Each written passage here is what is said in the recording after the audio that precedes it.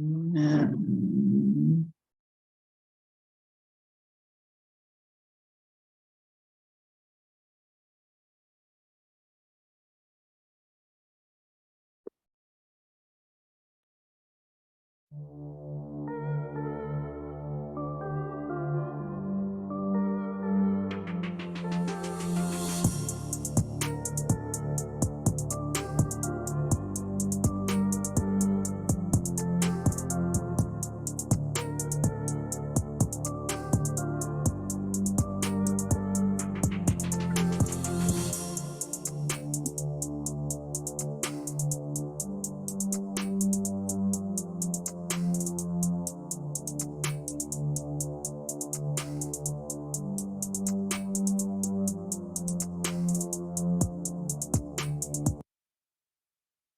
All right, peace and blessings, peace and blessings. Assalamu alaikum, shalom.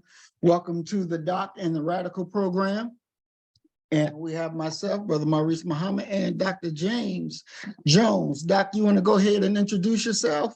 Dr. James Thomas Jones III, Catherine Viola Jones's baby boy. African-American Studies professor, working on several projects right now. My baby that I'm really trying to get done is Dear Son, letters to my son that I started writing when I was hospitalized. You know, thinking about what would I want to tell him if I never got out of this hospital. And also my favorite project is Foolish Floyd. So we're getting ready to crank Floyd back up again, get him out again, out into these streets. So glad to be here. Most definitely, most definitely. Well, on the program today, we're going to be dealing with repairing the Black mindset, especially for Black men. We got several different topics or stories that we're going to talk about in this period in the program today. But I want to start us off looking at this video and Doc, getting your feedback on it. Let's go to it.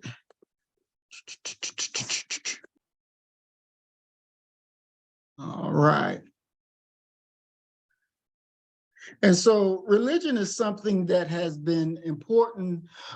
Religion or spirituality, however you want to use the word, but it has been something that has been important to Black people, I would say, since forever. But especially once we, landed here in America, brung in on the slave ships. And so I want us to take a look at this young sister, Crystal Smith, singing the song, God is Keeping Me. And Doc, after she finished, then I got some questions for you to see what you got out of it. I'm over there playing the bass. And I want you to know that God is keeping me. Want you to know that God is keeping me. He bless me, and He kept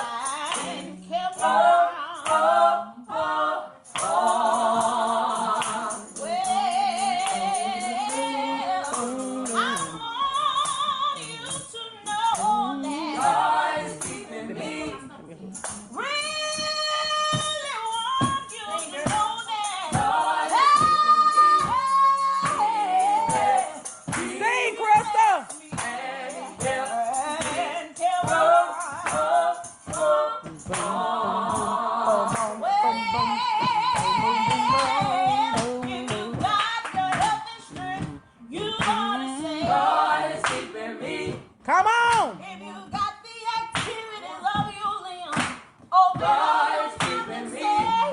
He bless me, and He kept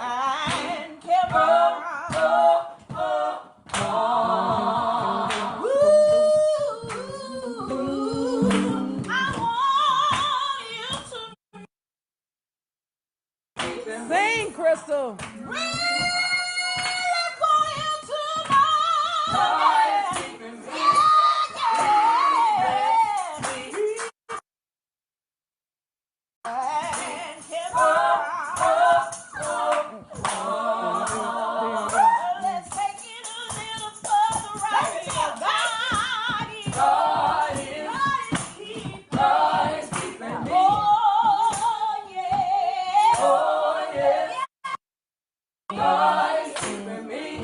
Yes,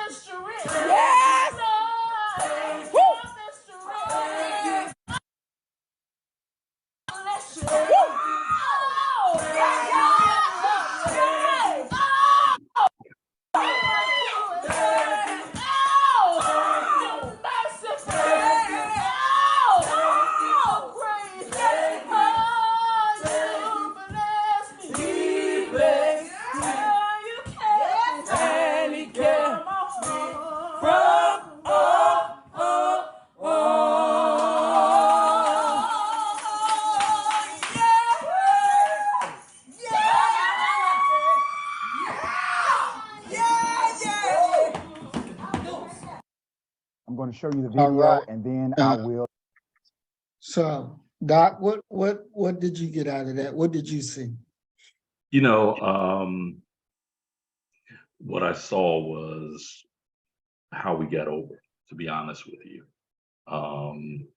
You know, I was raised up in the church. Yeah. And, you know, the truth of the matter is that you can tell the difference between someone who's a talented singer and someone who has a testimony that they're able to use their voice to convey.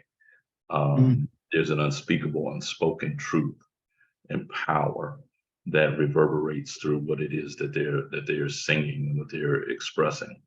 They're truly using a gift from God and the anointing for its proper purpose. I heard in many ways the wails of our people being forcibly transported to this land, the abuse that they received while they were here on this soil. I heard all of that. And at the exact same time, I need for us to go a step further than enjoying a song and really begin to honor God by fighting against injustice that our people have historically faced, and backing that up with a understanding that we in every way need to love each other. And I believe that that one of the foremost recognitions of our humanity is the recognition of our love and not looking at one another as if we're adversaries, because we are one people. And you know, I had a recent interaction with a brother in the gym who he looks almost exactly like a guy that I went to high school with, Eric Payton. And Eric Payton was the nephew of Walter Payton, tremendous football player. Yeah, I mean, tremendous football player. You know, when you look at somebody and you say, now he was built to run with football. Eric Payton was built to run. He was bigger than us. He was stronger than us. And if you saw him coming, you was like, oh no. Okay, you want to look around and kind of see, you know, who around, who gonna help with this. But this brother, he looks like a younger version of Eric Payton, and somehow we got to talking, and I ended up asking him his name, and he said his name, and he's Nigerian. Mm, And I just looked at him and said, Igbo, right? And he said, yes. How did you know him? I said, I know. I can kind of tell. Um, and he says this to me because he's going to finish his set. I'm getting ready to start a set. And he says, yeah, but we're one people. mm, And I think that we need to get back to basics. And I believe that what we just saw the sister express is in many ways a call for us to get back to basics, because there is no historical, no logical, no reasonable, rational explanation for why Black folk still exist in this world. mm, And there's no other way to express it. And it's one of the reasons why I thought that the title of the song and the phrase "God is keeping me" should be our anthem, mm, because God has kept us through it all, and we've had these moments where we question where was God at when we went mhm, through the hellishness that we went through. And the truth of the matter is that He was keeping us mm. from extermination. Um, so yeah, I mean, I heard that. I heard the ancestors speaking through that Mm. sister. Definitely, definitely, I agree. Because when I first found the video, I watched it, to be very honest, at least 6 or 7 times. And I was just awestruck. And then, I asked myself, why is this so captivating? Mhm. Why are you watching it over and over and over again? I mean, I have it downloaded on my phone. It was just that capturing to me. Mhm. And as you said, you can see the ancestors, you can see, her real testimony of what she went through in life. And we don't know this woman. We ain't never met her. Um, and to think about what we've been through in our lives, Mhm. and no matter what your religion, be it Christian, Muslim, animist, whether you don't believe in no God or whatever, you know that there's a higher power Mhm. that was able to sustain you through the difficult times.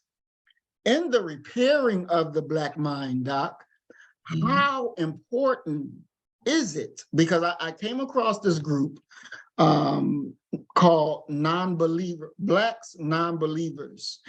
And, they're official 501c3, and their job is to go around, or not their job, but what they do, go around and try to convince Black people that there is no God, Mhm. that you don't need a God. It's just make-believe.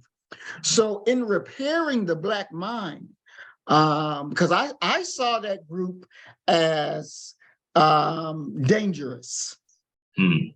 I saw it as dangerous because I believe that God is a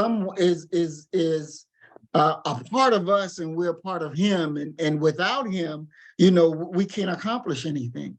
Mhm. So how important, or is it important, to have the true God in your mind as part of repairing the Black mind? Is that something that you would consider that you have to have, or you need to have? Yeah, most certainly. Um, you need to understand that there is a higher power, that there is something above and beyond, not just you, but also above the other men and women who are walking the face of this earth. That there is a power, a being, whatever you choose to refer to him or her as, who, if they chose to, could turn the lights out on this place instantaneously. Um, Communion with God, communion with that higher power, is the thing that has kept us sane, because there's no other real explanation for all the trials and tribulations. And I won't just limit it to Black folk. I'll limit it to the poor, to the downtrodden, that have had to scrape by. And I'm not just talking about economically, scraping by to keep one's mental sanity. You have to recognize that there is a higher power, that there is something beyond us, who is in many ways. I'm not going to say that he has his hand on you in the way that he is determining what your next move will be. I don't believe that that is the role or how God operates. I believe that God is much more like, I believe in the clockmaker theory, which is quite simply God created this world. And as a clockmaker would create a clock and allows it to run. However, anytime a clockmaker wants to alter the time, they have the ability to do that. Anytime God wants to intercede in this realm, we refer to it as miracles. He can. He's omnipotent. He's omnipresent. He's omniscient. And there's really no getting around that. So the assertion that there is no God, especially coming from Black folk, is one of the most significant betrayals and misunderstandings of our history and our path. I think that such people are couching their disbelief in God upon several things. One of them being quite simply, as I said earlier, God, where were you when we were being brutalized and we were being taken aboard ships and what have you? But we have to always remember, and many people will say that this is some type of rationalization. I don't believe that it is. But scripture tells us that our thoughts and our ways of thinking are not like his. We can't even begin to comprehend what the depth of his thinking and why he allows certain things to be done. Definitely. Doc, as you say, you were raised up in church. And for me, Mount Calvary Baptist Church in Mansfield, Ohio. My pastor was Archie Johnson when I was a child, but as I became a man, I had the baddest pastor that any man could probably have, the Reverend Dr. Johnny R. Eckert, who, for my money, I put him top 5 preachers. And I'm putting Jesus and Paul and John the Baptist. They in that top 5 too. So there's one brother that I don't know about that probably got a spot there. It ain't Creflo Dollar, Eddie Long, or Joel Osteen. Was supposed to be mute. For me, I wasn't brought up in the church, but when I went to DC to visit my dad during the summer, that side of the family went to church. And my first experience, we were in the church, and my aunt was crying, thanking God, standing up. The next lady next to me was speaking in tongues. And then my aunt started shouting, and I'm like, were they coaching?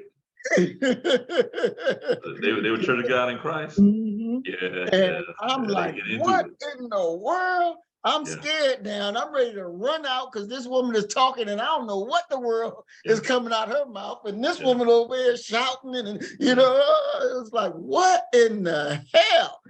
So it totally, scared the mess out of me. And I'm a little boy watching this and never seen this before. So, and then, once I became grown, and with my children, we're going to the mosque, it's nothing like that. Wait, before you go forward, I have to give you my coaching story. My paternal grandfather, they went to a Church of God in Christ church, right? So I was familiar with the church. It's called the Oasis of Love now. It's Greater St. John's. I'm there, and one of my partners, he was trying to, get with one of the pastor's nieces or something. So, he there, fronting and what have you. So I'm standing there, just enjoying the service and what have you. And man, pandemonium broke out. Okay, I thought that there was probably a shooter up in that church, man, because the people went mm, crazy. And I see my homeboy take off running. Okay, and I'm like, what the hell? Where Mike going? Okay, mm. man, they was doing victory laps, man. I had never seen nothing like that in my life, man. I said, oh, they do this every several times in the service. They hit that chord on that piano and they get revved up, and the next thing you know, they off and running. I had never seen nothing Wow, like that before. But go ahead, wow. bro. And so, as an adult and bringing my children into the mosque, um, where of course none of that is, you don't have none of that stuff. You don't even no choir, no nothing. You just straight word, do.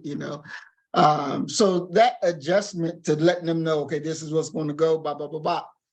How do you prepare a child to properly go into the church and not to be afraid? What should parents tell a child that they're about to enter into that environment?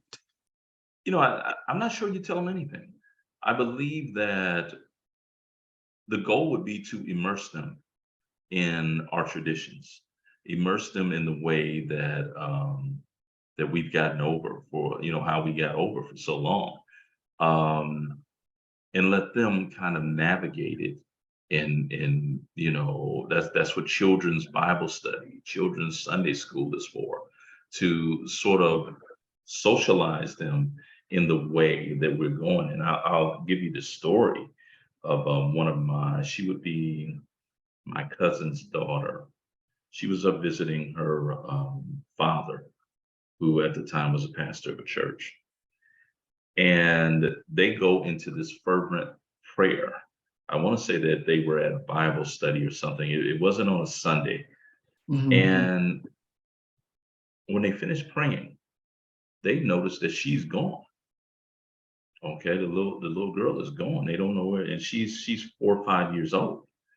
And Mm, so they panic. And they're like, oh my God, where's she at? And then someone looked to the back of the church, and there she was, mm, walking around with her hands up, praising the Lord. mm, So she had, in the same way that we see, because I'm a fervent believer that you enter in this world really only knowing how to do a few things. You know how to cry to manipulate your environment, but breathing is sort of automatic. Pooping, peeing is automatic. Everything else you learn. mhm, Okay, and I believe that that's the blessing and the curse of humanity, because just as she learned to raise her hands and praise the Lord, say hallelujah. I've seen, and I'm sure you've seen these videos of little, and of course we're dealing with our community, little Black children who are cussing their parents out, cussing the police out. They've learned that from somewhere. The same way that if you go back and what is the brother's name? Harlem Renaissance poet. His name is eluding me. I want to say it is County Cullen who wrote the poem "The Incident." mm, And once riding old Baltimore, head filled, heart filled with glee, I saw a Baltimorean looking at me. Now I was 6 and he was no whit bigger. So I smiled and he poked out his tongue and called me nigger. mm, I was in Baltimore from May until December. Of all the things that I saw, that's all that I remember. And it's in many ways a testimony to the very thing that we're talking about. Here you have a child who has just started school, and they know when they see, based upon the evaluation criterion that their parents gave them, that that's a right there. And you should call them that because they've seen it, they've been socialized into that. So I look at mhm, that as once again the blessing and the curse. And when you're talking about Black America, there's no doubt amongst any of us that our children are smart, that they're geniuses. However, we have to cultivate that genius. We have to make sure their minds are not cluttered, make sure their minds are not scrambled, that they truly understand who they are and what their purpose is here, and also what their duties are, because Mhm. your life is not just for you. Okay, you owe, and this is one of the things that I asked my mother. My mother was the first Black nationalist that I ever met, although we didn't call it that at Mhm. the time. And my father to a different type of Black nationalist, but he was there as well. Um, but I remember asking her, after talking about all of the sacrifices that people had given for me to be here. I asked her, I said, so what do I owe them? And she looked me square in the face and she said, your very life. Mhm.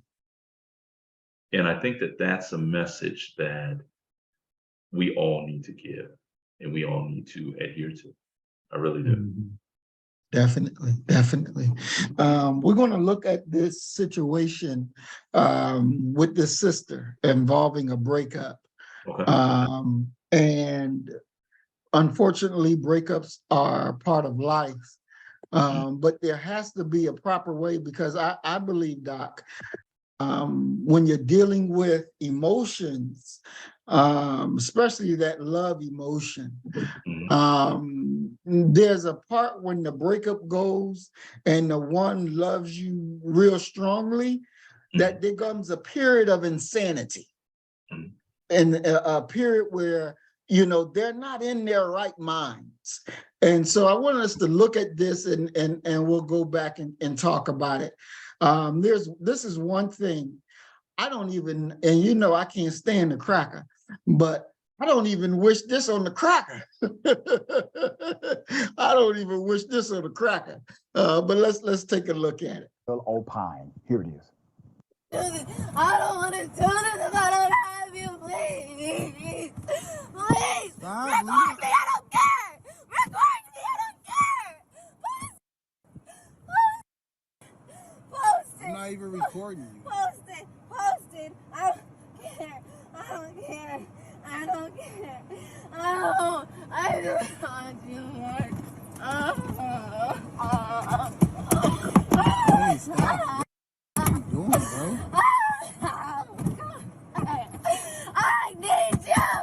Take me back! Please! I'm going crazy! Please! Please! Please! Please! Please! Please! Please!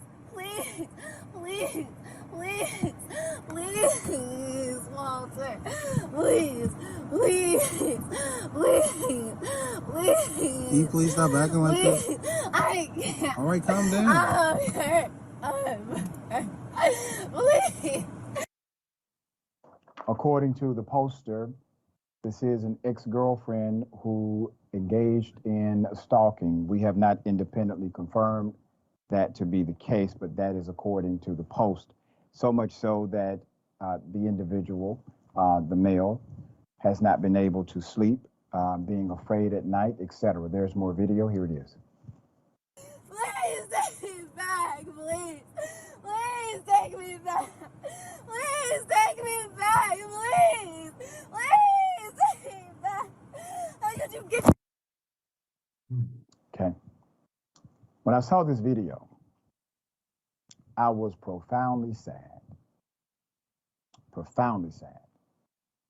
No laughing, no jokes. I remember when I was 19, and I want to say this to the young lady. This is already on the internet. It's already gone viral. So I want to take it as an opportunity to maybe talk to your heart. We've all been where you are. We've also been where the guy's at. Okay? I remember when I was 19 years old, went through a major breakup, thought it was the end of the world. I tried to kill myself. I remember going into traffic and throwing myself in front of the fastest car. And for some reason, this man had reflex like Superman. He was able to avoid hitting me. And it was in that moment that I realized I could not be defined by another person. One individual cannot define you to such a degree. So, Doc, here we have a situation where there's the breakup. And as we just watched, the young lady is, falling apart. She's having a meltdown. She's saying, "Don't leave me, don't break up with me, take me back." And you see the brother, or whoever he is, recording to even upload it on the internet so the world can see what is being done. And we have Dr. Ritchie telling his story about, trying to kill himself over a breakup. And as I said prior to showing the video, that there's a period of time that a person, I believe, goes insane. You really can't trust them at that point. And this is real, because in our next topic, we're going to show a little deeper version of this. What say you, Doc? What advice would you give that young lady? Would you give that young man that this situation is dealing with? How would you, counsel them to come out of this sanely? Everything is based upon perspective.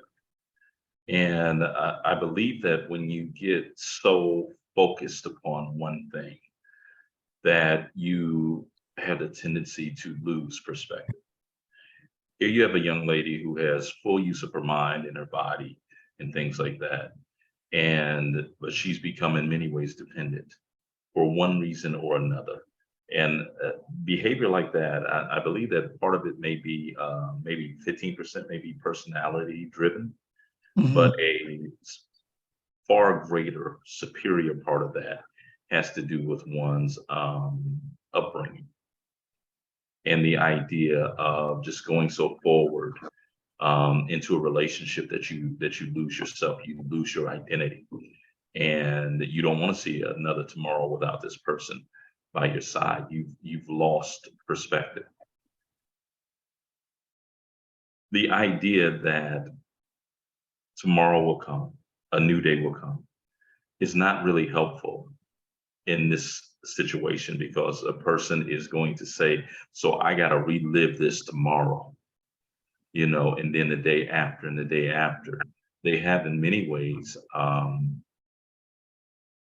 lost all perspective about life. The guy, I would advise him to be extremely, extremely cautious and careful, because she's not rational right now. She's not sane right now. And if we are nothing else, and I'm talking about Black folk, we are emotional.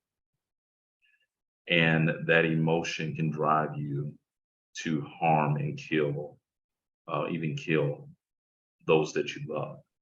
They had a recent situation of a sister and a brother who were arguing, and the brother was trying to leave, and she ultimately pulled a gun out and killed him. And there ain't no coming back from that. He's dead. Your life is ruined, and I believe that they had children. So if your children's lives are not ruined, they've definitely been harmed and hampered and potential somewhat dimmed. That's a tough one, because if you lived enough life, you probably found yourself on every side of every relationship situation that one could ever imagine. And there is no balm in Gilead when you begin to talk about expeditiously ending that hurt.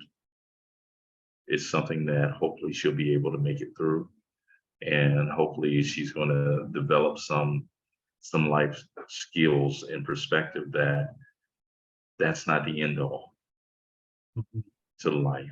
There's so many other things that you have to look forward to that you're going to experience in a regular day. Doc, do you believe that that the God made us to be single people for life? Do you think that No. that is something? Emphatically, no. I don't believe that God created us to be alone. Um, when you look at the, Adam and Eve, Mhm. if that's not a heck of a hint for you. However, what occurs as time go long, as Doka would say in the piano lesson, time go long, time go long. Um, we end up developing this is one of the things that I know about Black women. Black women generally take a lot of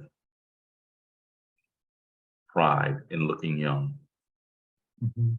That they're, the whole Black don't crack, this and that. But the truth of the matter is that in the grander scheme of forming a relationship with someone, we need to look at the emotional mileage that you have. Mm. And there are some heartaches and some heartbreaks that some of us never recover from. And we carry those forward, is what Erica Badu is talking about when she's talking about bag lady. You can't hurry up. You got too much stuff. Brother see you come and they take off running. Um, but you got to at some point unload that in one way or another, because carrying that becomes your companion, Mm. not a person, because you're going to tend to those things. You're going to have conversations with those things. You're going to get drunk to forget those things. You're going to get high to deal with those things. You're going to become an introvert to avoid even the possibility of re-encountering those things. So we deal with it through a host of mechanisms, and very rarely do we deal with it from a position of finality, of I need help and I need to go and talk with somebody about how I'm feeling. And if there's anything that we can talk about, when we're talking about Black America, and I like the topic of this class, of this conversation, talking about repairing the mindset for Black men. We've all been through it. It is hazardous to one's mental health to be Black in America. And at the exact same time that we can say it's hazardous to one's health, our community has historically refused to deal with mental health issues. And regardless of what you say about our health, we can talk about diabetes, high blood pressure, obesity, whatever you want to name. There is no illness or disease that trumps mental health issues within Black America. Mm.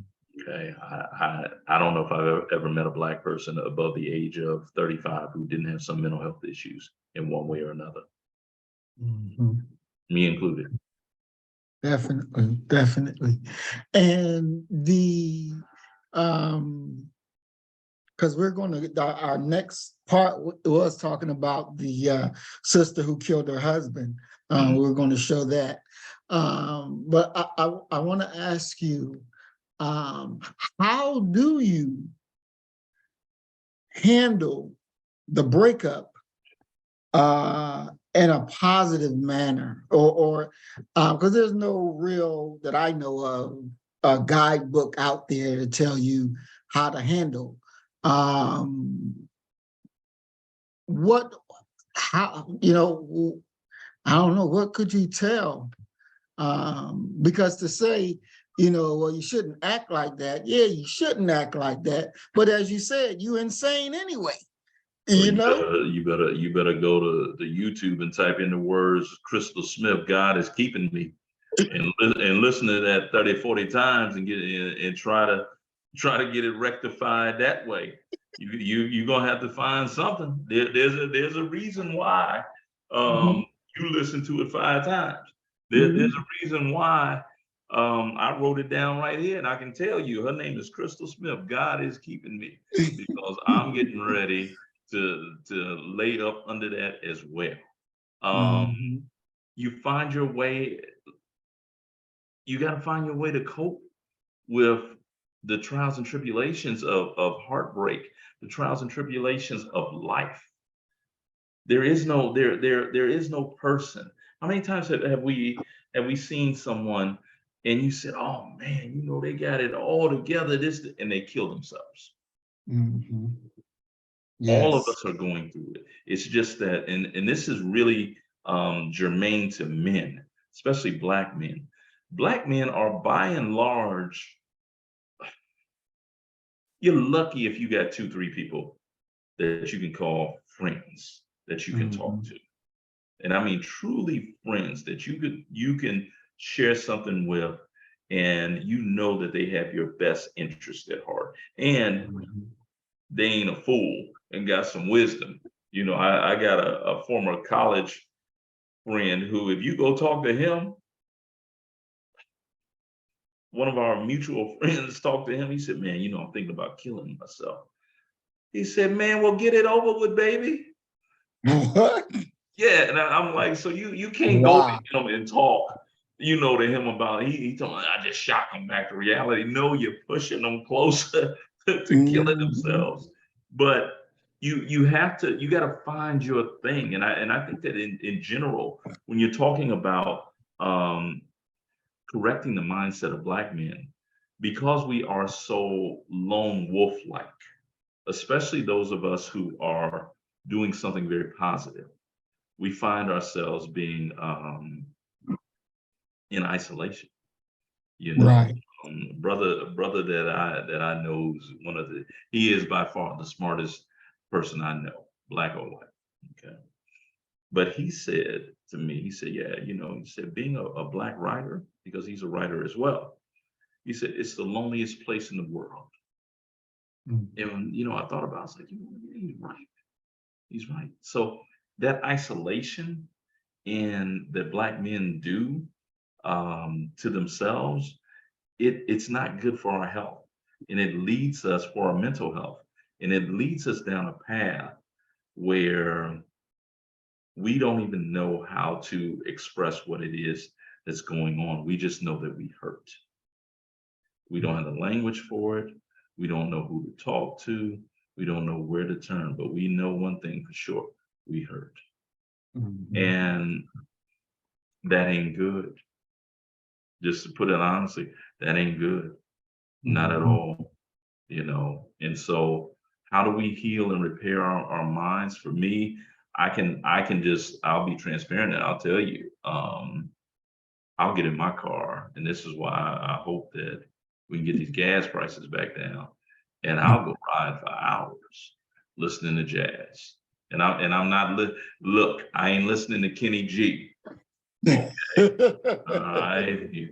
I listen to very, very little smooth jazz. You got to be tip top of the game. Gerald Albright, Norman Brown, Jonathan Butler for me to listen to you. I'm listening to Coltrane. I'm listening Mhm. to Lee Morgan, Art Blakey, Clifford Brown. You know, brothers who literally were saying something through that instrument, through that horn. McCoy Tyner, you know, the list goes on and on and on. You got to find your thing. And I don't know if it's going to be being immersed in sports where you find your outlet or what have you, but develop some skills. Learn, you know, we watch YouTube videos on a whole lot of other stuff. Watch some YouTube videos. Pick up some books. Learn how to manage your life and manage you.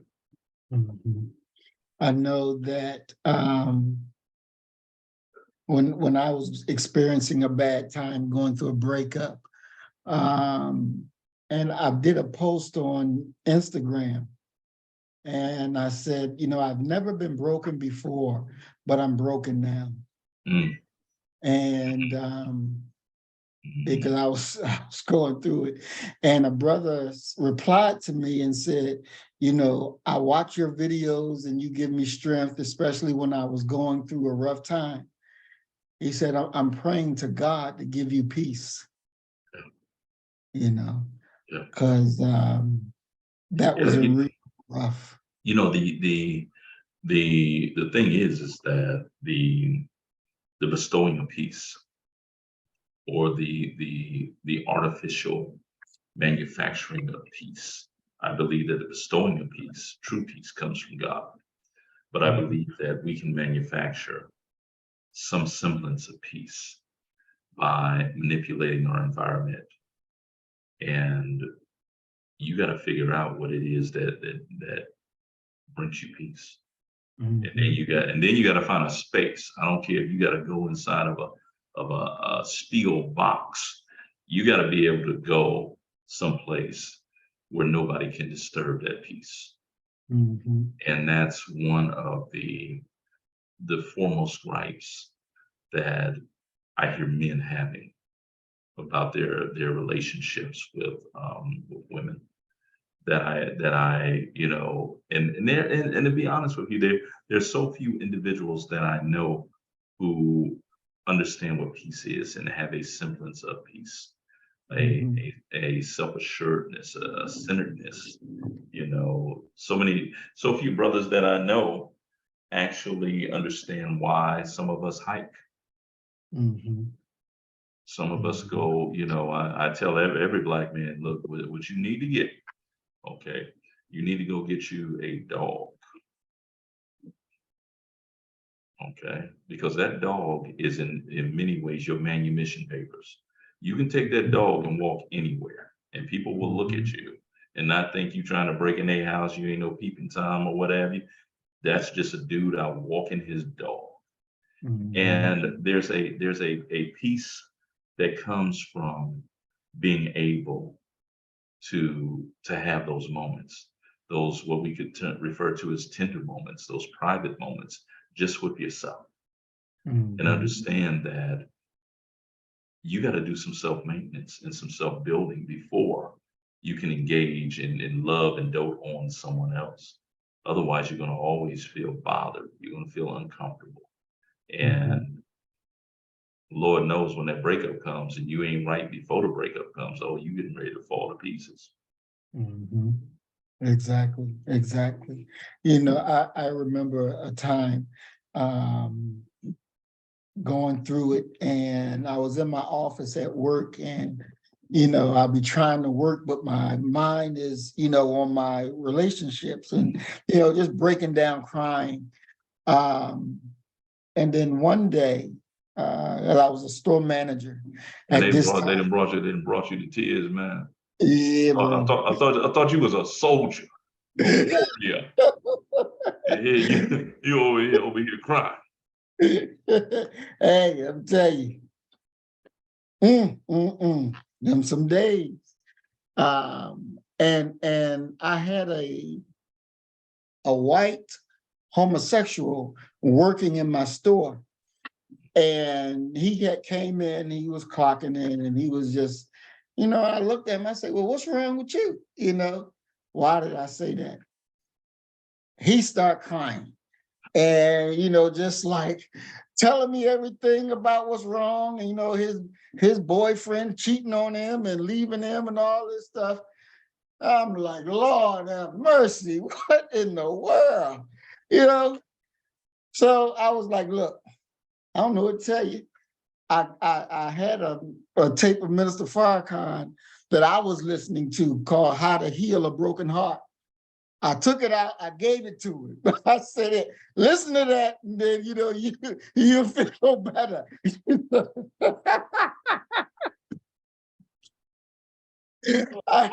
That's look here. You gave the table where you ain't go listen to Al Green, did you? How to heal a broken heart. I know if you wasn't broke down before, boy, you listen to Brother Al talk.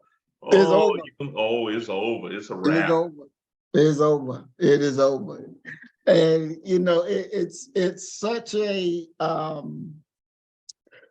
tough thing, but it's a part of life. And you know, as you said, we got to find a way. We got to be able to, you know, lean on the God to help get us through. That is so true. That is so critical. Yeah, listening to you talk, sometimes,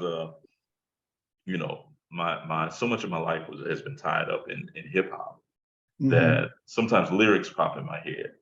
And Houdini, One Love, my man Ecstasy says, it's better to have loved and lost than to never have loved at all.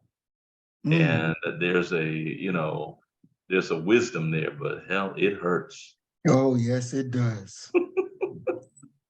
Like, you sadistic bastard. Why you do me like this? And the mind gets to going. She ain't over there struggling like I am. You act like you the only one hurting and what have you. Oh yeah. Mhm. Yeah, I bet Yeah. they over there partying, kicking it, getting ready to have a hot girl Mhm. night. Yeah, torturing yourself. And no Exactly. idea what the other side doing. Exactly. Exactly. Well, we're going to go ahead and jump into the next video that you briefly talked about. Okay. Because when I saw this and was truly sad by what I was listening to, what I was watching, and it could have been avoided. It should have been avoided. But let's go ahead and get into the video. Yeah, people want to have something to say, but he ain't here with his kids. He ain't helping. He left at 60. He left at 6:06 to go be with his mama. Over here trying to cook something to eat. Instead of trying to. Why is there got to be a question about do I need to cook for the kids? Why is there a question? And he don't never have to question. He don't want to question everybody's loyalty, but where is his loyalty at? But he want to talk about me when I am not doing. He want to talk about me when I'm not doing. Talk about unnecessary. Then he talking about calling the police. Talk about I'm gonna get my stuff. But you got 4 kids and a wife. It's 7:36. He can't even be. He can't even come here and cook for these kids. He can't even come here and cook for the kids. He got to be at work at 8 o'clock. Nah, matter of fact, he got to be at work at 9. Okay, well he still got time to cook for these kids. And then he got to go pick up his. He got to go pick up his buddy from his job, Law. Well, he need to tell Law he need to get his mama car and go to work. He pick up his brother-in-law, take him to work back and forth every day. I ain't got nothing to but then, nobody helping nobody, but if Law but he can't put gas in both cars. That's what I'm saying. If Law ain't getting him no gas money to go to work, talking about people got stuff. Okay, he wanna put it like that. Oh, I got stuff to do too. I'm over here. I got stuff to do too. I'm over here. I'm over here putting the rest. Yeah, what you on the phone with? Uncle, bro. Home. I'm talking about uncle. Sure.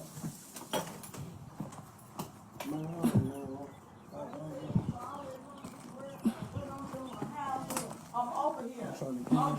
No, you ain't trying to get ready for work. Look at him. This is sad case, y'all. He getting his stuff. Look at that. Sad case. As a father. Okay, Jeremy, what is the conversation you want to have? We good. Yeah, and your baby in the room? Conversation you want to have? We good. Give me my phone, bro. Don't snatch what is the conversation you want to have? What the conversation? Get out my phone. He said, what's the conversation? Don't touch me. I'll call the police over here. Do not touch me. He said, what's the conversation y'all want to have? Get on me. What's the conversation you want to have? Oh, I'm finna send that. Don't get she touch me. Ain't nobody touching you. I'm gonna send my cousin over here. Do not touch me, bro. Don't have nobody over here. Oh, baby. Tell your daughter to keep her hands on me. Tell your daughter to keep her hands on me. You the one slap me. You the one slap me. Hit me now. Hit me now. Keep your hands on me. What's up, man? I'm still asking what is the conversation. Oh man, that's what I'm finna do. I'm finna get out. I ain't really trying to argue at all. I'm just trying to get my... No, you want to go tell your family about this and about that. You want to do this. I'm trying to leave from over here and pee, man. I ain't trying to argue at all. I'm going to take my car key off. Stop. What is the conversation? No, what's the conversation? What's the conversation? Keep your hands on. What's the conversation? Keep your hands on. Don't touch me, bro. What's the conversation? Move, bro. I'm trying to get ready for work, man. Go on. How you getting ready for work? What is going on? That's all Yeah. I'm here. I'm over here doing. Talking about I don't do nothing for the kids. I don't do nothing. I do what I can when I can. understand. But like I said, don't keep putting me in situations that's not my problem. And then, like I said, this is your family. You supposed to be here helping, taking care No, of he ain't these straight. kids. He want No, to you're not good because you're not here taking care of these kids. He wanna go call everybody. Keep your hands on me, Stop, bro. D. Don't touch me again. Touch you. Jason, send that over here. We'll make it easy. Send that over here. I'm finna do it just like that. Send that over here. Ain't nobody finna come over here and do Send that over here. nothing. Get your hands on me, bro. Stop touching me. You need Move. to stop. Send that over here, Jason. Ain't nobody coming over here.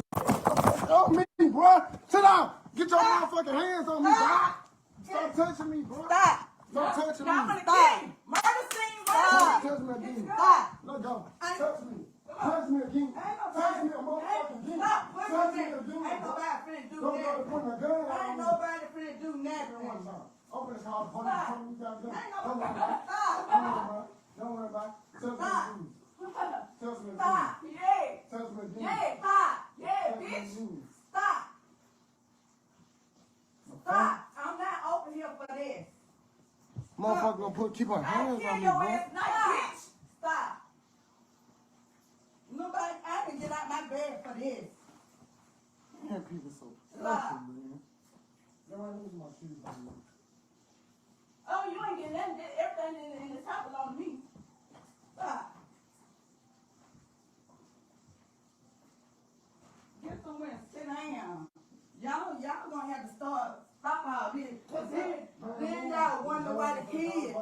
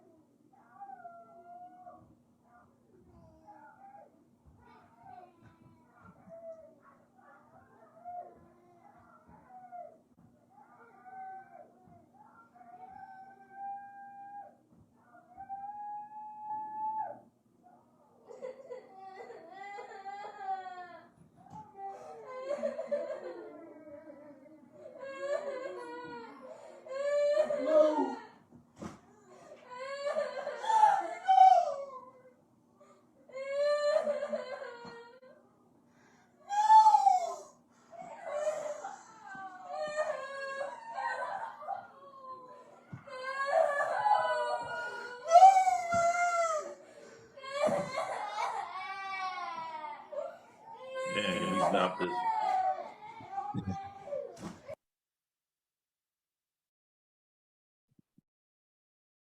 And so that was very hard video, especially when the children began to cry.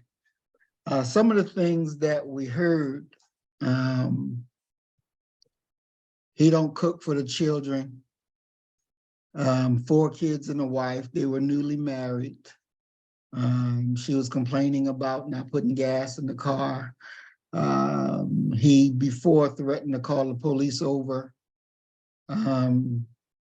He was trying to leave. She didn't want him to leave. Then she says, you know, I'm finna kill you. This gonna be a murder scene.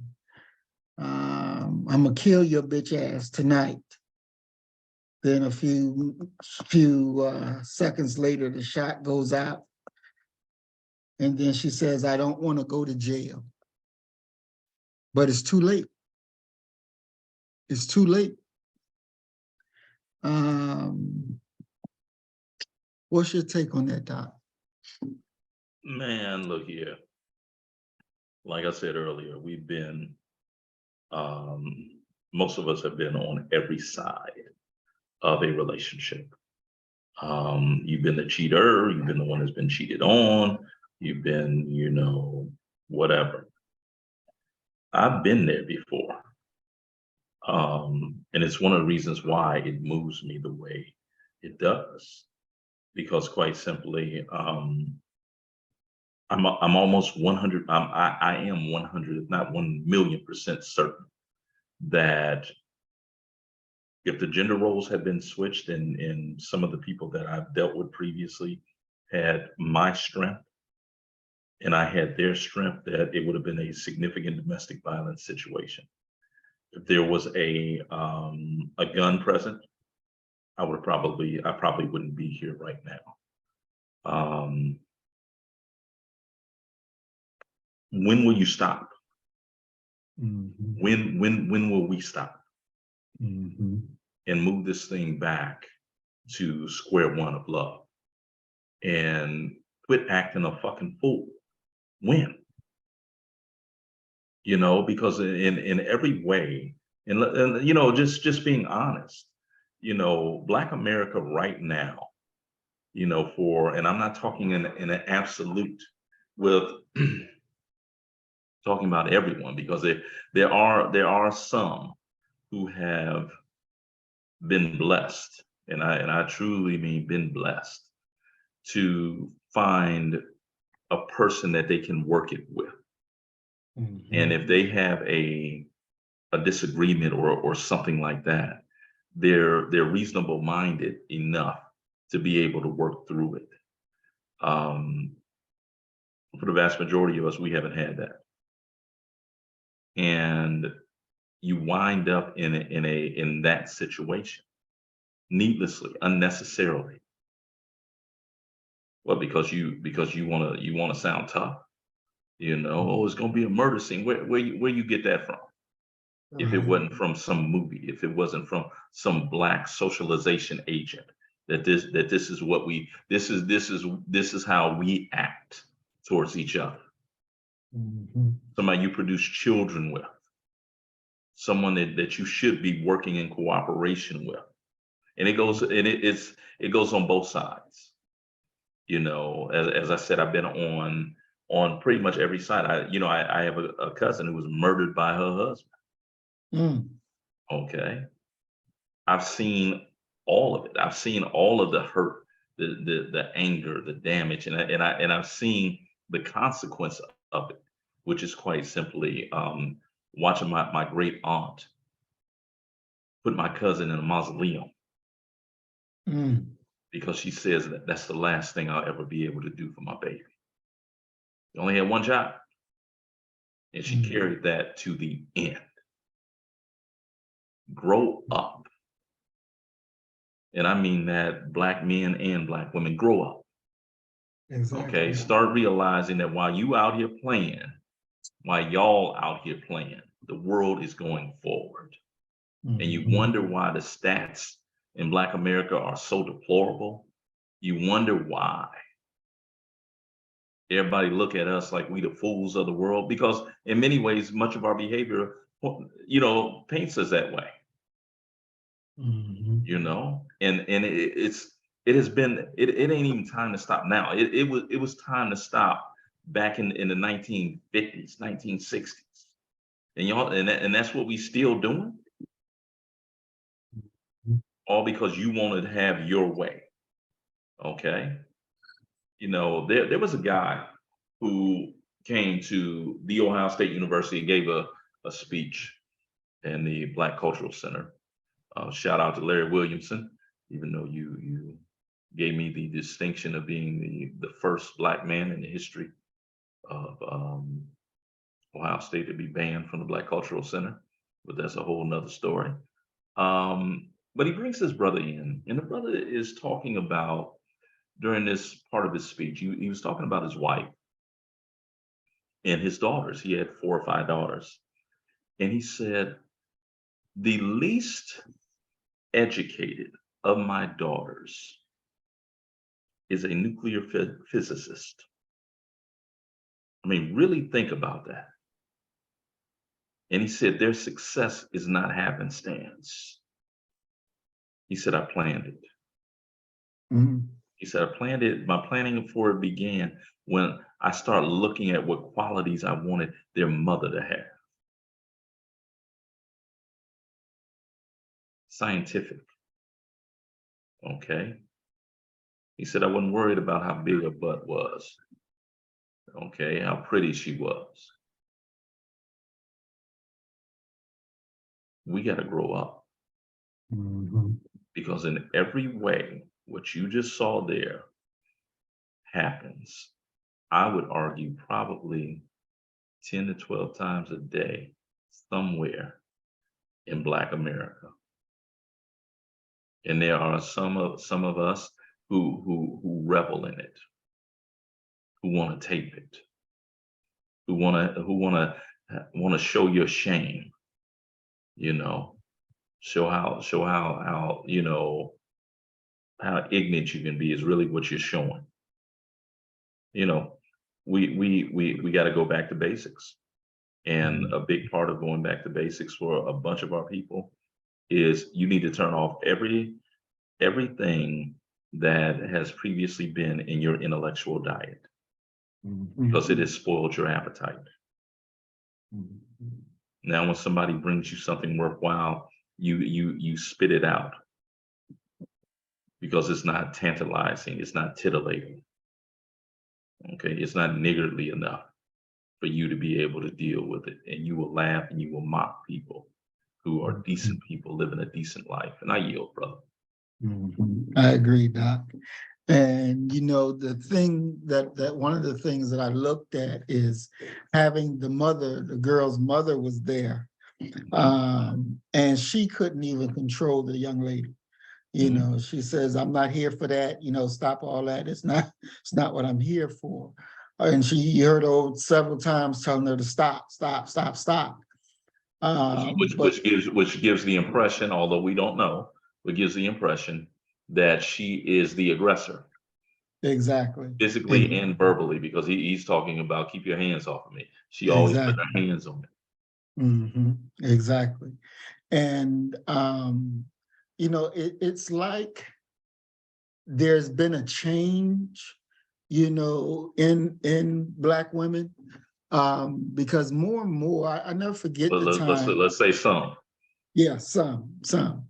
Then I never forget the time where our next door neighbor were arguing, and it was in the house and spilled out into the street. And she was like to him, "Pussy, suck my dick," you know. And everybody on the block is looking like, "Oh shit," you know, she just told him to suck her dick, you know. And, you know, we looked at the brother and he just dropped his head, put his hoodie on, you know, and walked off. And I said to the young lady, I said, let me ask you a question. You go down here to the corner store and you and a male in there, y'all get into it, you know, wah. And then, you know, you start to fight or y'all about to get in the fight. What you gonna do? She says, I'm gonna come to get my husband. And he gonna go down there and whoop his ass. I said, but wait a minute. How you gonna go get your husband and you just told your husband in front of everybody out here to go suck your dick? Where's he gonna get the energy, the motivation, you know, even the love to go down there to defend your honor? How you gonna do that when you breaking him right here in front of everybody on the block? You making this man a laughing stock, and then you gonna run back to get him to tell him to go fight for you? I said, I don't think that's gonna work. The book that brother title fight. That's not gonna work. But in her mind, it better work. He better do this. Yeah, it's emotionally, you know, we are, you know, the Honorable Elijah Muhammad said this. It was one of his warnings about us for having guns in our house. He says Black folk are emotional, and we will end up shooting each other and killing each other. When that emotion gets to going, and they're pretty sure that violence is not going to result from what they say because they've tested those grounds before. Lord only knows what somebody would say.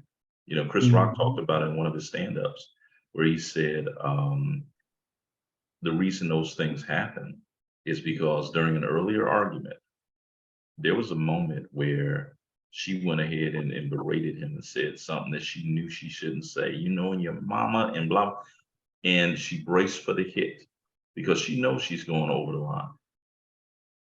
And when the hit doesn't come, oh, I got him. I can say whatever I want to him. And they will. And that's troubling and problematic. The idea that within our community, we have seemingly manufactured women, some girls who have, from wherever they saw it, they know how to demean and they know how to position men to a point that if you do something to me, I'm calling the police and now your whole thing is wrecked. But those are conversations that we often don't want to talk about. And let's be very, very clear about this, that outside of physical violence, and I don't think physical violence would even work long term, the majority of Black men can't check a Black woman. Shahrazad Ali talks about that. Iyanla Vanzant talks about it. One could argue that the only people who could possibly step forward and check Black women is other Black women. But there is a culture that a certain segment of Black women would, you know, of attacking those who attempt to correct them. And as long as that's present and prevalent within our community, we haven't even hit the bottom yet of what's going to happen. You know, you're already seeing, you know, these passport brothers who, you know, they on their way somewhere else, thinking that they're gonna find somebody that, you know, and that's got its problems in and of itself as well. But you know, what we saw in that video, I don't think that I know it's not rare, not at all. The talk ain't rare. The firing of the gun and one of us, male or female, being dead is not rare. It's unfortunate, and everybody's sorry after it happened. But it ain't rare. No. And with that imbalance of the mind, would you call that what we just watched? Her having an imbalanced in her mind? I would call it a classic example of someone not having any restraint, an absence of impulse control. That you don't understand what a reasonable line is. If you want to call that a mental imbalance, go ahead. But I think that a lot of what people are doing has little to do with a clinical level of a diagnosis. And I believe that it has a cultural allowance associated with it. There are people out here who really would believe that what we just saw, maybe not the killing, but the talking and what have you, the berating is normal and fine, and there's nothing wrong with that. And we will get together, you know, we will do that to each other, and then, you know, we'll go back and forth for 20, 30 years, fighting, making up, you know, break up to make up, you know, that's it. It's endemic within our community. Sad, but endemic. And the truth of the matter is that think about the babies. Yes. Think about the trauma that they carry. You know, Exactly. you created bad girls and bad boys. Using the Erykah Badu reference once again, that's what you created. And they are going to be probably going to be hell on wheels in regards to their triggers. Exactly. There was a point in the video where the children are crying and the mama says, "Your daddy's dead." I mean, just like that, "Your daddy's dead." And it's like, that wasn't even necessary. That ain't even necessary. Insane. You hit it right on point. You said that they have no limits. Mhm. They have no limits. And that is so true. They have no limits. And when you're dealing with a person that you know damn well that has no limits, Mhm. your very life is in danger. You ain't lying. Mm, You ain't mm, lying. mm. I mean, because there's no point that they won't go to. Exactly. And that's it's just what it is. So just call it what it is. There's no level that some people will not go to. And when you dealing with that, you know, you dealing with a fool. Mhm. And you know, you may very well, as unfortunate as it is to say, you may very well have to kill them before they kill you. Exactly. You know, and these are black folk that we talking about. Mhm. You know, people who it's a miracle that we still exist. That Mhm. really our existence is attributable to each other. And now we're killing each other in front of our children. Mhm. Yes. Yes. We're going to go to the next one. And this next one has to deal with this patriotic zeal that Teacher white folks have for America and want to force that zeal over on us. So let's check out what this black student had to go with, and we'll come back and discuss it. perhaps believed in the flag so dearly they were willing to fight for it. That would be how MAGA would headline the story. But again, that's not us. So let me tell you the real deal here. A teacher accosted a teen for refusing to pledge of allegiance. Is this not incredible? It's kind of like what gangs do. If you don't follow the gang rules, we're gonna attack you. So you do it our way, right up to the gang signs.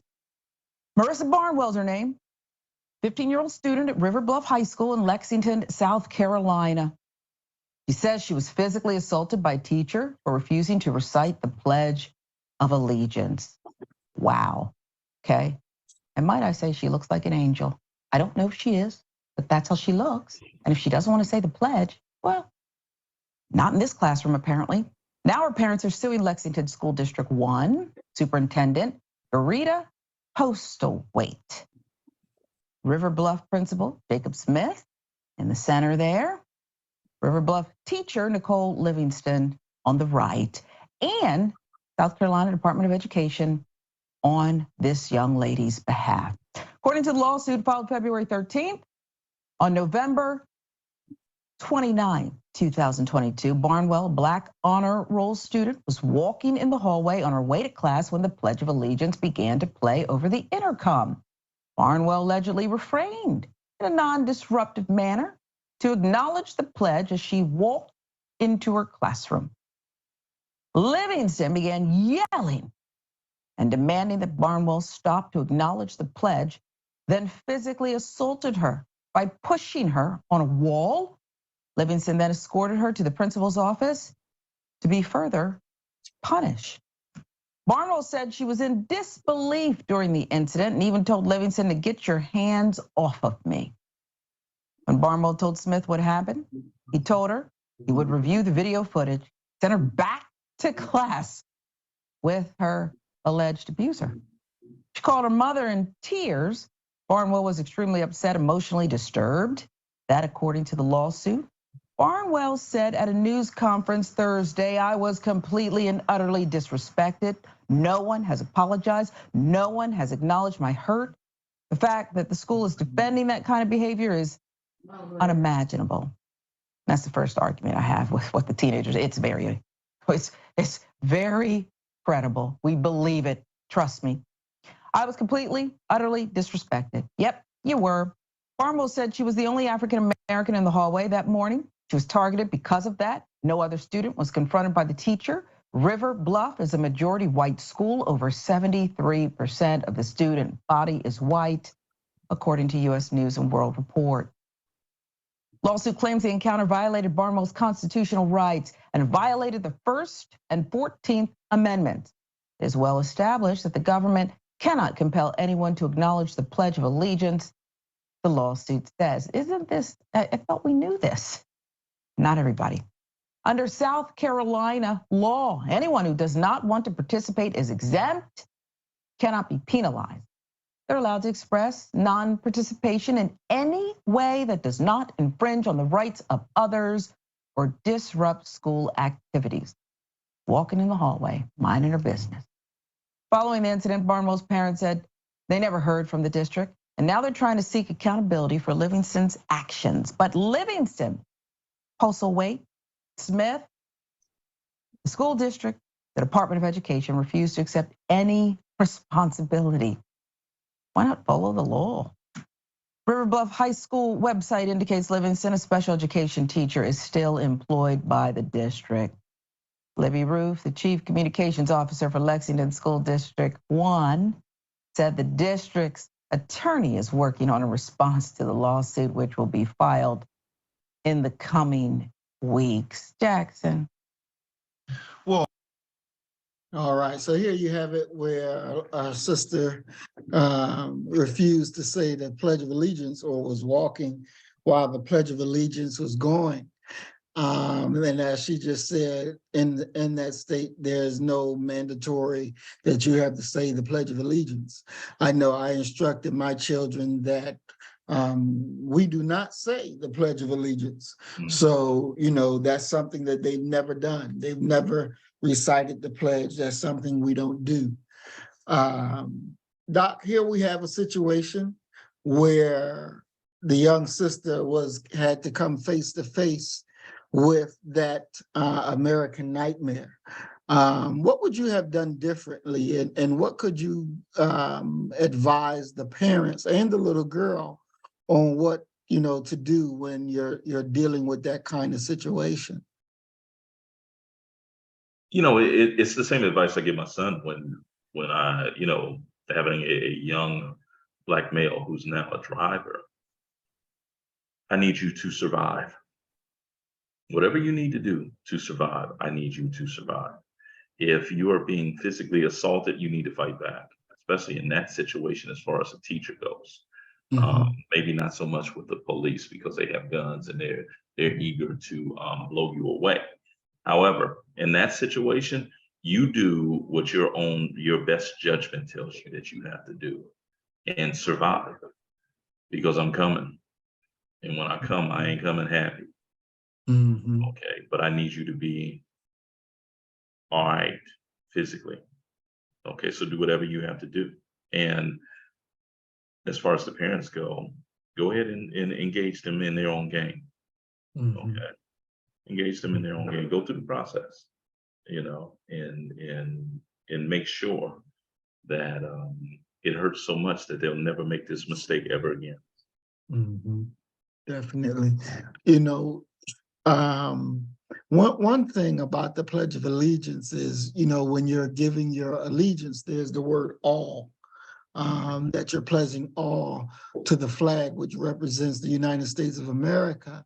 How could I can understand white folks doing it, but Black folks, I don't understand how we could give our allegiance, give all that we have to a country that doesn't do the same in return. And then when we're talking about doing, giving our all, we should be giving our all to our God. But this allegiance, that's, I'm not going to say required, but white folks believe that as a Black person, you are required to give, to give this country everything that you have, give it to it and give it to it willingly when it's not done reciprocal to us. To even say that, you know, we are citizens of the United States of America, you know, yeah, we know we are citizens of the United States of America, but you're treated more like you're servants of America, you're servants of white folks. You know, what's your take on that, Doc? You know, I'm one of these rebellious-minded individuals, and this is not their nation, and that's my perspective. And I don't allow them to lord over me in any way by telling me, well, you know, oh, well, it's America, and you know, you either gonna do what we say or not. No, I disagree with that wholeheartedly, because in many ways we are the most American of all Americans. Mm-hmm. We have sacrificed, and we still sacrifice on a daily basis for, you know, without any guarantee. We might have a little vapor of hope still that we'll receive some benefit for our sacrifice, but by and large, we've served and supported these very august principles, you know, freedom, justice, and democracy, that all men are created equal. That's been us that has believed in that. It's been them that, and it's in many ways a very ironic situation, because although it's painful for them to hear this and to really consider this, but the truth of the matter is that they become the monsters that they fought against. The tyranny that the founding fathers, Jefferson, you know, Washington, the tyranny that they fought against was immediately seized and placed on their backs. They're the supreme hypocrites of history in general. You know, if you go back and you look at Frederick Douglass's speech, "What to the slave is the 4th of July," Douglass goes on this litany at the very end where he quite simply says that, you know, search as far as you want, you know, roam across the, you know, the ancients, and I guarantee you that you will never find a nation whose atrocities and offenses, however Douglass put it, match up with the daily things that this nation does to Black folk. So I don't give them the satisfaction of thinking this is their nation. This ain't their nation. This is my nation. Okay. And I truly believe in, you know, freedom, justice, and equality, and they need to get with the program. So I pay them no never mind when they begin to talk about being patriotic, because in their world, patriotism is a euphemism for supporting white world supremacy. That doesn't fly in my world, and I don't concede anything to them. I bring it to them, and I point it out to them. Now, as to if it alters their behavior, I know it doesn't, but it gives me the personal satisfaction that I honored the freedom fighters who came before me. I'm not afraid of them. Okay. And as Brother Malcolm put it, he said the white man's biggest mistake in regards to me was he let me see his history books. So I know their history, and I know how they will alter history and tell you something that ain't the whole truth to get their way, but they'll never get their way with me. Never. Definitely, definitely. I want to go on into this next video that we're going to share. Let's see, it is. Let's try this.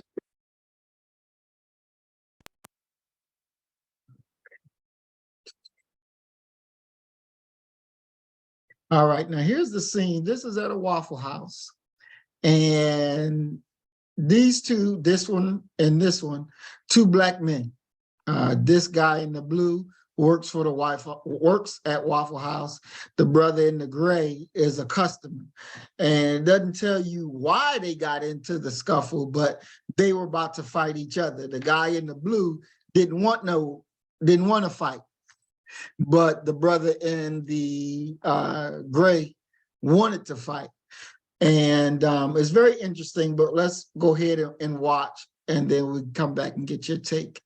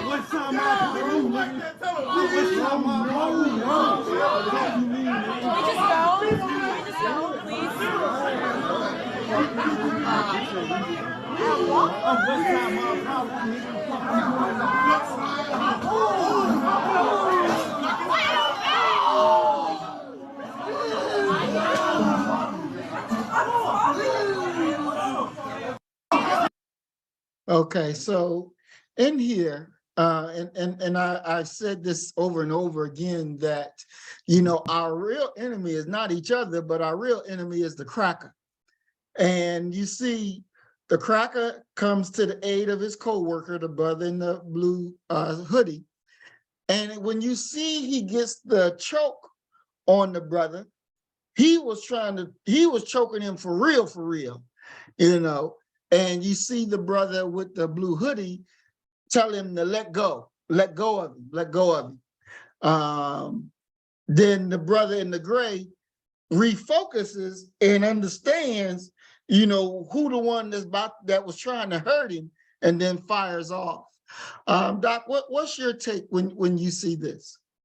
You know, when I see that, first off, why is it always going down at the Waffle House? I mean, man, what is it about the Waffle House? You know, I've only been to Waffle House twice in my life, and it wasn't, you know, it must be like a social hangout or something for people. You know, the second time I went, the brother, he told me, don't ever come back up in there because I don't eat waffles. And I was like, hey, man, ain't nobody else in here, man. Make me some pancakes. He was, no, sir. He said, I consider that disrespectful. This is the Waffle House. He wouldn't do it. Wow. I look at it as, because I'm not just looking at the interaction between the three individuals who were involved in physical confrontation. I'm also listening to the people who were, you know, I guess you could say egging it on and what have you, and taping it. We need to, as Black men, to behave ourselves and conduct ourselves better. Because that very type of behavior right there is going to be expressed in one way or another amongst our people. Mm-hmm. Because he lives amongst our people. You know, I'm reminded of this comment that Tupac Amaru Shakur made, where he says, why y'all think that we get along with the robber? Why y'all think we get along with the criminal, the rapist? Who you think they robbing? Who you think they raping? They're robbing us, and they're raping our mothers and our sisters and our nieces. Black America needs to call Black men to a higher level. And we need to sort of stomp out what I refer to as this convenient cowardice, where we behave in a way, we present ourselves in a way, we speak in a way that we're not even attempting to be in competition with those who have historically oppressed us.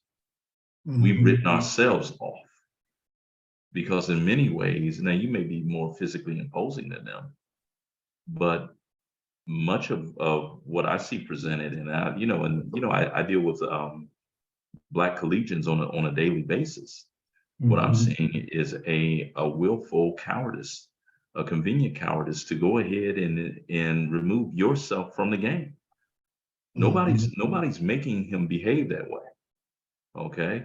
Now, when the police come and he goes to prison because he's going to prison, okay, don't stand around and sort of and pontificate and equivocate about, oh, you know how they do us and blah. No, that ain't what just happened there. Tell the truth of what just happened. What just happened was unruly, disorderly conduct that I would shudder to have around my people. He's the guy in the gray should be over there with the white folk. That's what he needs. He shouldn't be around civilized people. Definitely. And you know, the thing is that one thing that I look at, we will easily fight one another. And in fighting one another, all you're doing viciously fight each other. Exactly. And what you're doing is you're attacking another victim and you're helping out the white folk. You're helping out the cracker, who's the enemy of us all. And so very interesting to see that when the cracker jumped in there to help the brother, and I don't think that his motive was, oh, let me go run and save my coworker. You know, more likely is, oh, I get a chance to get this nigga who I don't even like in the first place. So let me get him, because you see, when he put the chokehold on him, you know, he wasn't playing around with it, and he locking his arm up in there to make sure that his presence is felt. And so we better be able to look and realize, stop wasting your time fighting one another when you got the real enemy that you got to fight. Because you fighting one another, you hurting each other to make it easier for when that enemy interjects himself into the situation to take care of both of you, because you done weakened the other, and then the other can't even fight back no more because he's been destroyed by his own brother. We have to understand. Go ahead, Doc. Yeah, but see, the question I would have is quite simply, because we use this term frequently and very loosely, the idea of brothers. Is the guy in the gray a brother to the brother in the blue? No, in this situation, he's not. Now, when the brother in the gray realized that it's the white boy that just got finished trying to kill him, you know, and you see the brother in the blue talking to him. So at that point, he don't have no aggression to the brother in the blue. His eyes now is on the person who he felt was, you know, about to take him out of there. Yeah. And I get that, but my question is quite simply, in Chuck D, Public Enemy. Chuck said this in one of his songs, every brother ain't a brother. Is there a need within Black America for us to start delineating who's a brother and who's not? Because as we talked about earlier, Black folk tend to be vicious. We just saw a mother, a wife, kill her husband, the father of her children. You know, is it time for us? Because I understand the larger constructs of white world supremacy, of the messages and things like that, but there has to come a time where we divest from ingesting their images and their messages and what have you, and grow up and take responsibility for ourselves and feed ourselves a wholesome intellectual diet. I don't see that amongst a whole lot of us. I see us parroting and acting like the idea of Blackness is foolish. You know, Mhm. I have a, you know, and I don't know if it's because I'm getting older or what have you. And I look at my time expiring, but at the, you know, in saying that, I can say that without a doubt, I'm not, and I've been saying this for 20 years, I'm not worried about white folk. I'm worried about getting us together because if we were doing what we were supposed to be doing, they wouldn't be a factor, not a major factor. Mhm. In this type of behavior that we see right there, we can't celebrate that. Because although, you know, you see him attacking a black man and then he goes and destroys the white boy, there's no victory in that for us. Mhm. This is a wild, ungovernable, illogical, irrational, emotionally driven beast that Mhm. we need to address as a community because he's Mhm. willing to do any and everything to any and everyone. Mhm. Doc, do you believe? Because I think that this is a very good teachable moment to both our brothers, the brother in the gray and the brother in the blue, to let them understand, especially the brother in the gray, uh, even though you Pyru, whatever the gang that he called out, but you're black first. You're a black man first. And there's a certain behavior, there's a certain etiquette that we have to have as black men because that black inferiority complex must be destroyed. And so we have to do the operation on the mind to restore them to where they should be mentally so that their actions will be coming from a black first mindset. So do you think that the brother, especially the brother in the gray, because he's definitely the aggressor, that he's beyond the point that we can teach him, you know, how to be black first, how to be thinking properly as a black man? Because I do agree that in order to be a black man, you have to be doing what black men do. You know, what we see a lot of our brothers doing are doing what niggas do. Yeah. And you know, a nigga ain't a black man. So do you believe that the brother in the gray is beyond the reach? No, you know, as long as you got breath in your body, there's some hope. I don't know how much hope it is, but there is some hope. So I don't see him being totally beyond the reach. But as we talked about earlier, the socialization process, it is a long and winding road of why you think the way you think. And, Fred Hampton, co-chair of the Black Panther Party for Self-Defense in Chicago, he said people primarily learn through observation and participation. And so you would have to really immerse him in a different socialization, number one, but you would also have to go that very problematic and troubling step when you're talking about Black America, because we're not allowing our dollar to circulate very long, and that has consequences because Black businesses are not able to absorb the hardcore unemployables within our community.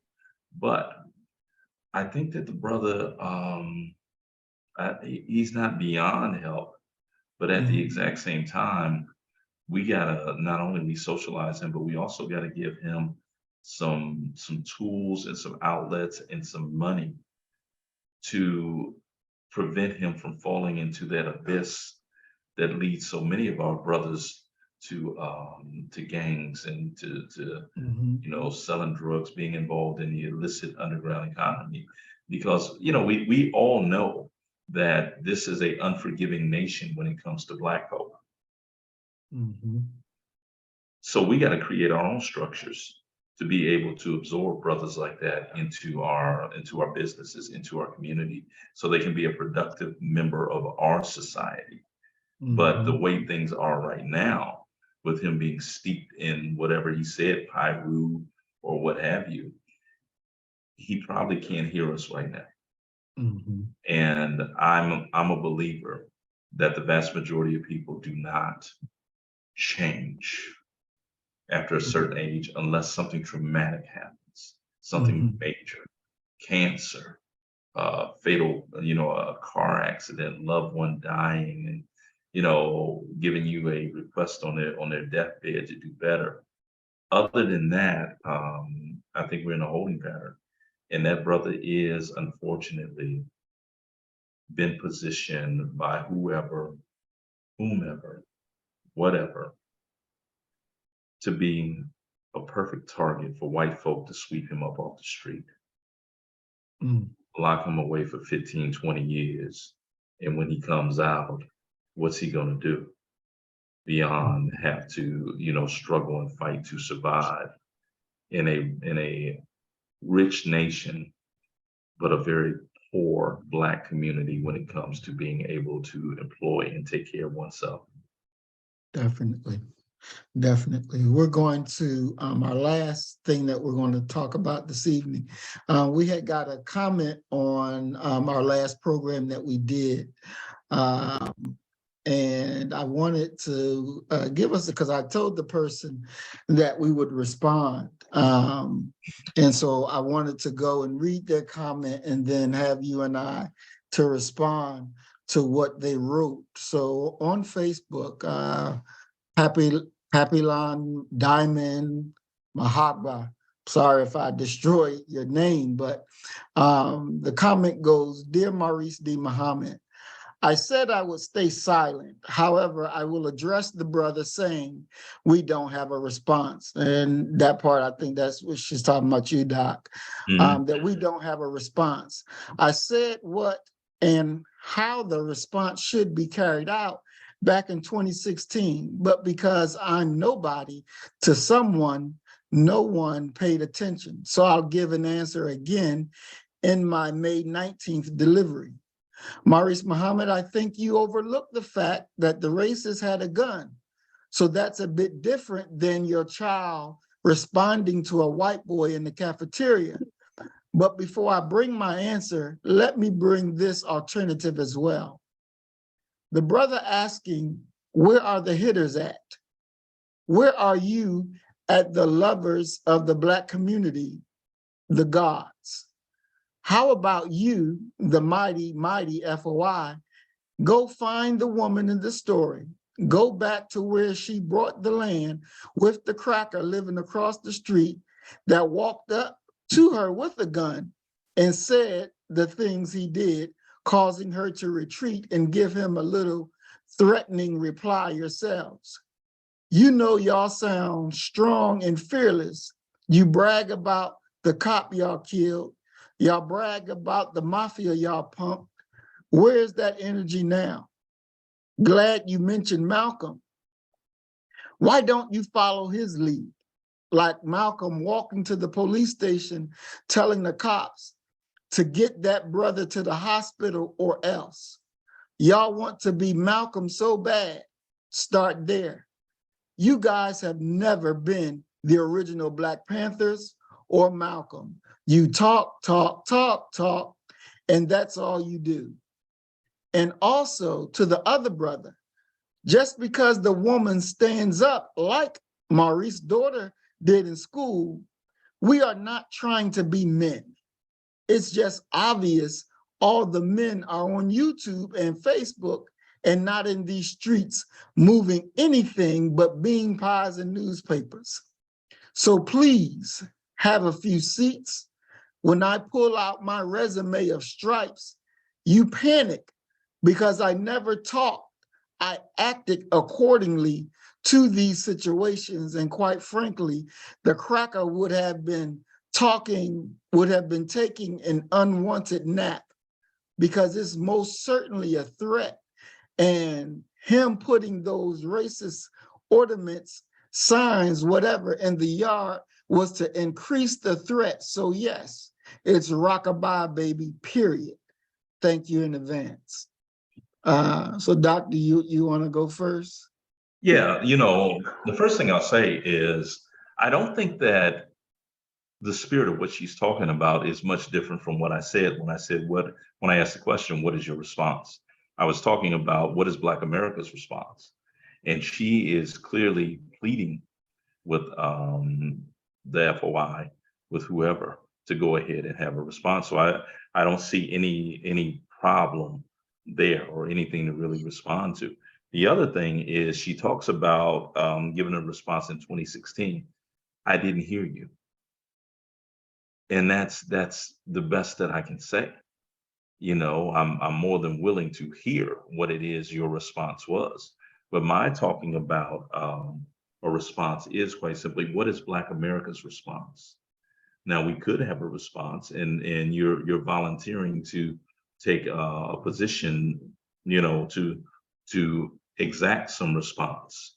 But the question still stands, you know, what is Black America's response when any external group steps forward and does something negative to our people, let alone our women and our children? We don't have an organized response. And far too often, mainstream, quote unquote, legitimate race leaders, they once again plead for white folk to have had a good day and try to get their, you know, activate their morality to do something for them. So that would be my response. But there's a lot of things in there that, you know, I'm not a cultural nationalist. So there's a lot of things in there that I don't really understand. And I believe that you would have to be a part of their specific group to be able to decipher it. And she's welcome to break it down further for me if she so desires. Most definitely. And, you know, I'm going to say this. Malcolm X, when he went to the police station, that because that brother that was in the police station that got beat up was an FOI. So he went there to handle his business as we're supposed to do. You know, the Nation of Islam is what it is. It is the Nation of Islam.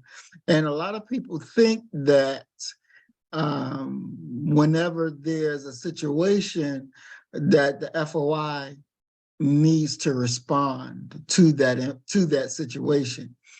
But there's a lot of things that go on with making a call like that, for you to see what you expect to see. There's a lot of things that go on that would have to make a call like that. Would there ever be a call made like that? I'm quite sure with the right circumstances, there could be a call done like that.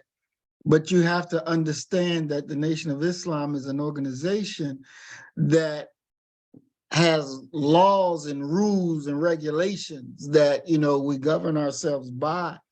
And a lot of our people don't live by those same rules and regulations. So depending on the situation, would really depend on what the response would be. There's a group called the 10,000 Fearless that the Honorable Minister Louis Farrakhan has called, and that group is consistent of NOI and a regular everyday person, you know, to go out, join, learn to be trained, how to fight, how to defend, to do what need to be done. You know, so those groups are present. Go join those groups. If you don't want to come into the nation, go join those groups. You don't have to join the nation to join that group, but go join that group and be a part and represent. Everybody has their part to do. I didn't overlook the fact that the cracker had a gun, and there's nothing saying that you can't have a gun. The thing is, I believe that most Black people, or some Black people, when it comes to, you will shoot a Black person real quick, but you will stutter when it comes time to shoot that cracker. And that's the moment of decision when you shouldn't stutter, but you should blow their ass away. Simple input. This is a time where you gotta go to bat And you got to be ready for battle. And you shouldn't be looking or waiting. Well, what is the FOI going to do? What are you going to do? What are you going to do? Do you want the FOI to move with you? Then you go join the nation and get in line and get in the protocol. And then when something go down, trust and believe the mighty, mighty FOI will be right there. Because there is a standard, there is a protocol that must be followed in all things. And so as we teach in Black First, we will handle the business that need to be handled. And as Doc had said, you're going to have to call, and then there should be some brothers trained to handle business. This is what has to happen in all of these cities and all of these communities, these neighborhoods. You got to begin to train for what is coming. Because if you don't train for what's coming, you're going to be stuck holding the bag, wondering, whence cometh my help? And we ain't got time to be wondering, whence cometh my help? You better be prepared to be yourself and help yourself. Doc, you want to give your closing comments? Always look forward to being with you, my brother. Doing any and everything that I can possibly do to help our people, to illuminate our minds. So this is one of the highlights of my week. And I look forward to it, in ways that many people might find a bit shocking. So love you, love our people. And once again, just implore us to do better, to stand up, be righteous, okay, and love one another with an unending, unabiding love. Yes, exactly. I want to give a shout out to our audience, and some of the names I didn't catch because I had to reset my device, so I lost them. So if I didn't call your name, it's just because I wasn't able to get it written down, but we had a lot of people watching today. I want to thank Brother Carlton, Sister Sheila, Brother Daniel, Brother Isaiah, who's this? Brother Saunders, Brother Michael, and the rest of y'all. I'm sorry, I didn't get to write your name down before it had reset, before I had to reset my device. But we had a nice full audience today, Doc. Well over 10 people that were watching on Facebook Live. So the audience is continuing to grow. We have a page out, the Doc and the Radical page. Please go to there. We're going to be updating that to keep y'all aware, abreast of the programs that we have coming and the things that we have going on. Doc, give out the website again, Manhood Race Culture. Yeah, I have a blog site, manhoodraceculture.com. There is no and in there. It's just manhoodraceculture.com, and also a YouTube channel that I'm trying to find a room in my day to start doing videos and things like that. So if you subscribe to the YouTube channel, we would love it. Subscribe to the blog, we really appreciate it. And we seize this narrative and we change it, because unfortunately it is once again a blessing and a curse. Far too often our people believe what it is that they're seeing. And so we're going to stem the tide and teach them who they really are, something that is positive and illuminating. Definitely. And so definitely join the website. Go ahead and to the YouTube page, like, subscribe, and share. And then we'll also be able to send out newsletters to you all to keep everybody up to date on exactly what we got going on and what we have coming up. As we always say, you kill the nigga in you. Oh, before I get there, Doc, I was on the program with Brother Omar. Oh, okay. Yeah, I had got an email, and so I joined their program, but I was on there with them. Okay. You're talking about International Omar. Yes, sir. Most definitely. And it was a really good program that they were talking about. And hopefully, we can get him to join us on this program here. But it was a really good program. I want to give shout out to Brother Omar. Thank you for the invite. It was an awesome program. I really enjoyed it. And they had me closing out their program as we close out here. So we thank him for that. And as we say, you kill the nigga in you, I'm gonna kill the nigga in me, and our God will reign supreme.